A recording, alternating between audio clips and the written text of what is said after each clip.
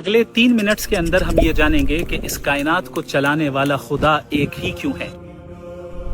قرآن کریم میں اللہ رب العالمین فرماتے ہیں لو کان فیہما آلہۃ الا اللہ لفسدتا، اگر اس زمین و آسمان میں اس کائنات میں ایک سے زائد خدا ہوتے تو یہ کائنات تباہ ہو جاتی اور ختم ہو جاتی۔ اس چیز کو سمجھنا کوئی مشکل نہیں ہے، بلکہ اس چیز کو ہم بہت ہی سمپل سی مثال کے ذریعے سمجھ سکتے ہیں۔ امیجن کریں کہ ایک کار ہے اور اس کار کے چلانے والے 2 ڈرائیورز ہیں اور دونوں کے پاس انڈیپینڈنٹ ول ہے اور دونوں کے پاس کمپلیٹ کنٹرول ہے اسٹیئرنگ پر۔ کیا یہ کار پریسائزلی اچھے انداز میں چلتے رہ پائے گی؟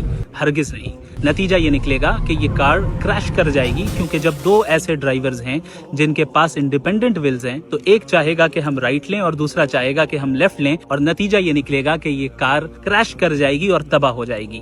اب اس چیز کو آپ پوری کائنات اور یونیورس پر اپلائی کریں۔ اگر اس یونیورس میں ایک سے زائد خدا ہوتے، مثال کے طور پر اگر 2 خدا ہوتے اور دونوں آل پاورفل ہیں اور دونوں کے پاس انڈیپینڈنٹ ول ہے، تو نتیجہ کیا نکلتا؟ نتیجہ یہ نکلتا کہ ایک خدا کچھ اور کرنا چاہتا اور دوسرا خدا کچھ اور کرنا چاہتا، اور یہ یونیورس تباہ ہو جاتی، کائنات تباہ ہو جاتی اور ختم ہو جاتی۔ لیکن کیا یہ کائنات ختم ہو گئی؟ ہرگز نہیں۔ ہم یہ دیکھتے ہیں کہ یہ کائنات پریسائز کیلکولیشن کے ساتھ چل رہی ہے، چاہے ہمارا سولر سسٹم ہو، اس میں موجود پلانٹس ہوں، سن ہو یا ہماری ارتھ ہو اور اس کی روٹیشن ہو یا گریوٹی ہو، یا ہم خود ہوں اور ہمارے جسم کے اندر جو آرگنز موجود ہیں وہ کس پریسائز کیلکولیشن کے ساتھ کام کر رہے ہیں، یہ سب ہم اچھے طریقے سے جانتے ہیں، اور اس یونیورس کی فائن ٹیوننگ کو ہم اچھے طریقے سے جانتے ہیں، جو کہ یہ بتاتی ہے کہ یہ ایک پریسائز آرڈر کے تحت یہ کائنات چل رہی ہے، اور اس کا پریسائزلی چلنا یہ اس بات کی دلیل ہے کہ خدا ایک ہی ہے اور اسے چلانے والا ایک ہی ہے، ایک سے زائد نہیں ہے۔ اب کوئی یہ بھی کہہ سکتا ہے کہ ایسا بھی تو ہو سکتا ہے کہ 2 خداؤں نے آپس میں ایگریمنٹ کر لیا ہو کہ ہم مل کر بغیر کسی کانفلکٹ کے